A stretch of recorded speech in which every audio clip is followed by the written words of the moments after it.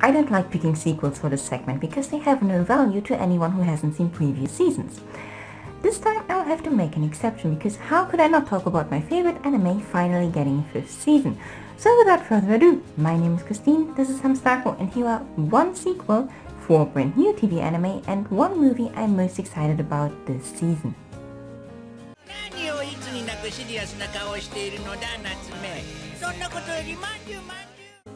I sometimes forget that Natsume Yuujinchou has 4 seasons. The first 3 work nicely together as a standalone story about Natsume who's able to see yokai. Now as a teenager he knows to keep quiet about the things he sees, but as a child he was sent from one distant relative to the next as the weird kid who kept saying creepy things. As a result, he prefers to keep his distance from the people around him and also considers yokai a bother. His opinion begins to change when he finds a book in his late grandmother's belongings, the so-called Book of Friends or Yuujinchou. In it are the names of many yokai which would give him the power to control them, but instead of using them, he decides to give them back. While doing so, he finds out that yokai are a lot more human than he would have expected.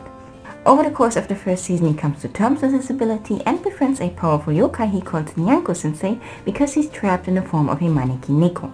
His experiences help him to connect with his family and classmates in the 2nd season, and in the 3rd season the 2 worlds are brought together. It's a beautiful tale, I wouldn't have minded to end there.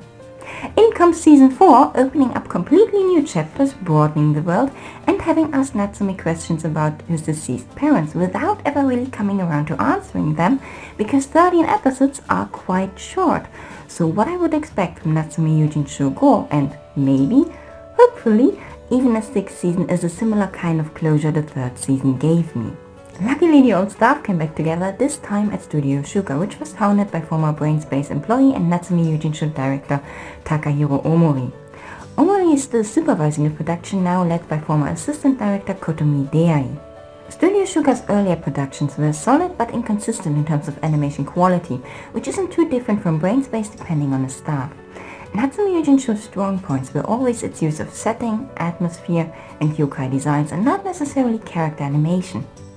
The most ambitious parts are Natsume giving back a name and maybe some Nyanko-sensei shenanigans. As long as they have that down, I don't see any way to limit my excitement for the 4th of October when Natsume Yuujinchou will return to Crunchyroll. It's not the only sequel I'll be watching this season. We have the 3rd season of Haikyuu, the 2nd seasons of Mobile Suit Gundam Iron-Blooded Orphans, Show by Rock, Bubuki Buranki and Hibiki Euphonium, as well as season 4 of Utano Prince Sama. Since I'm already turning things on their head, let's continue with the movie.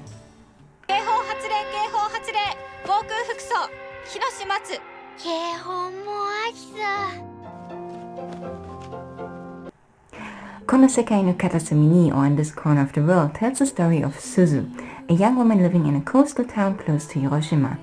We experience her everyday life during World War II and after the bombing of Hiroshima. Surprisingly, it is directed by Sunao Katabuchi, whose best-known work is probably Black Lagoon. With its slightly nostalgic character designs, muted look and melancholic tone, there isn't much connecting the two. Looking at Katabuchi's entire portfolio, I find it curious that he has mostly directed series for children, which reminds me a lot of George Miller. You know, the man who came back after 20 years of directing films like Babe and Happy Feet, just to drop the mic on all action films with Mad Max Fury Road. With this in mind, I want to know what Katabuchi is doing next. He and In This Corner of the World's author Fumio Kono have worked together on a charity project for the victims of the 2011 Tohoku earthquake and announced this movie shortly afterwards.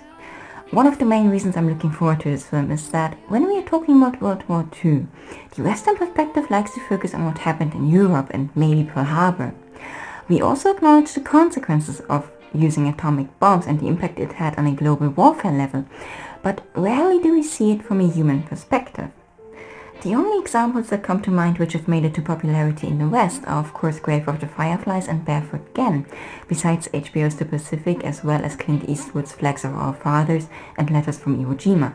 In a time in which right-wing and nationalist views are once again flourishing, I find it important to look back at how these events came about and their parallels to recent developments.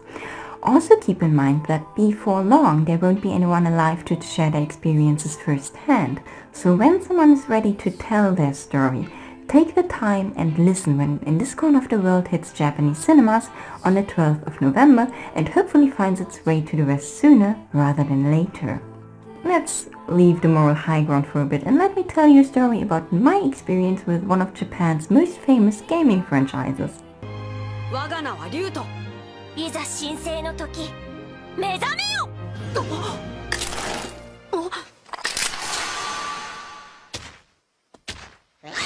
To be honest, I never really warmed up to the original Monster Hunter games.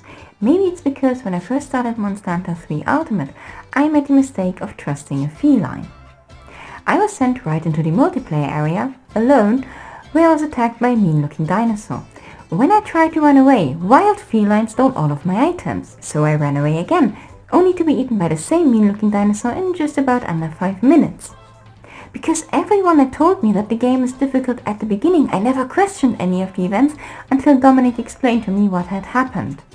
When Monster Hunter 4 came out, I gave it another shot, but was ultimately turned down by the idea of killing a family of peaceful plant-eating dinosaurs who had done nothing to inflict my wrath on them. I realized then that the idea of killing monsters just for the sake of turning them into purses might just not be my kind of deal. I'm so happy that you can finally become friends and go on adventures with them in Monster Hunter stories. The anime, of course, is inspired by the game of the same name, which came out in October as well. My main reason for adding it here is to offer you something to help with the cravings for the game's localization. The anime has been announced with 48 episodes, which should be enough MonHun, at least for now. It started airing on the 2nd of October and is available for legal streaming on Crunchyroll and Funimation. Admittedly, compared to this, the premise of the next show sounds rather boring when you first hear about it. なんかいい感じになったところで改めて乾杯しましょう。言葉の海を前に佇む人の心を思いを運ぶために僕たちは船を編む。10月より放送開始。In Funowa Mu, or The Great Passage, we meet Mitsuya Majime, who's the editor of a famous Japanese dictionary. While he loves his job, he's not very good at dealing with people. This turns into a problem because his publisher considers this project a waste of resources.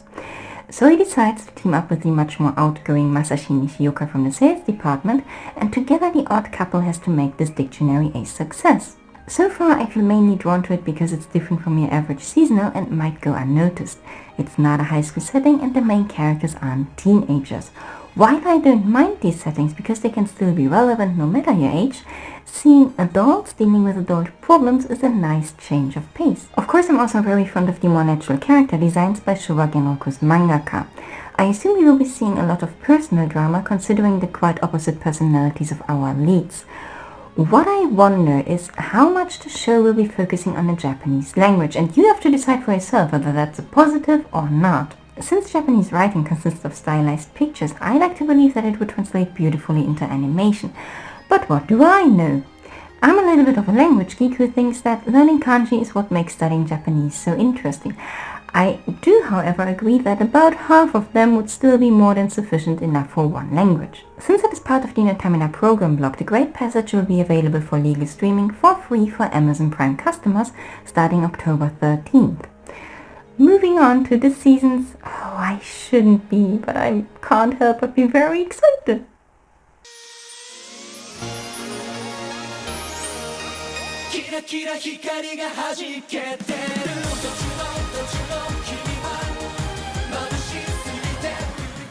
Magic-kyun Renaissance is a reverse harem set at a high school where art turns into magic, and then I assume romance ensues.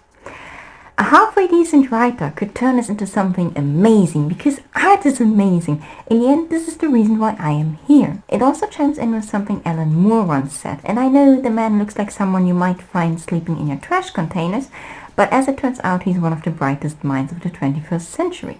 He states that magic and spells are just another way of using words and pictures to change people's consciousnesses.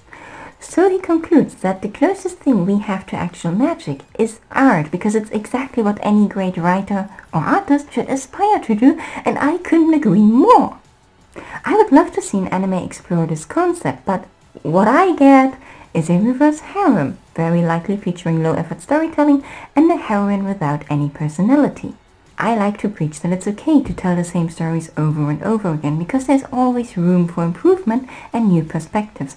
But Otome games have been telling the same stories over and over again without ever trying to fix the issues inherent to the medium. In addition to my already low expectations, the game came out just a week before the anime started, so it's possible that this is nothing more but a very well animated marketing campaign. Being very well animated is exactly why I picked it up though. Magic-kyun Renaissance looks incredibly vibrant. I'm convinced that all of the visual elements are going to have more personality than all of the characters combined, and I don't even care. In a lot of Pretty Boy anime, it's not only the writing that's dull, it's the animation as well. Perfunctory framing and editing, lots of stills and not a lot of attention to detail. I couldn't shake off the feeling though that the style felt awfully familiar. And let's forget for a second that the male characters look like a plethora of characters who used to be popular at the time the project was being brainstormed. Turns out it is directed by Mitsui Yamazaki, who has worked as assistant and episode director on Yuriko Marashi and Penguin Drum, for which he also drew storyboards. Another work of hers that is very relevant to me is Gekkan Shoujo no Zaki-kun. Of course, catering to all of my animation kinks isn't enough to make up for a lacking script, but it is high time for an anime to shake up the stagnant quality of this genre. After Love Live, Sunrise is luckily in a position where they can afford experiments. Magic-kyun Renaissance started airing on the 2nd of October and will be available for legal streaming on Crunchyroll. Speaking of being put under a spell.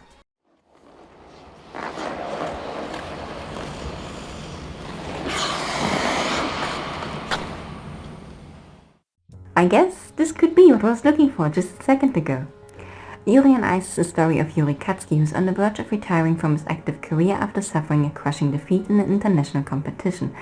But there is a part in him that's just not ready to let go. Since its announcement in March, I have been baffled by the amount of skill, knowledge and research that go into this project. The performances are choreographed by former professional figure skater Kenji Miyamoto. The costumes are designed in cooperation with Jack Cott, and the animators have been sharing practice sketches and test animations for months on end.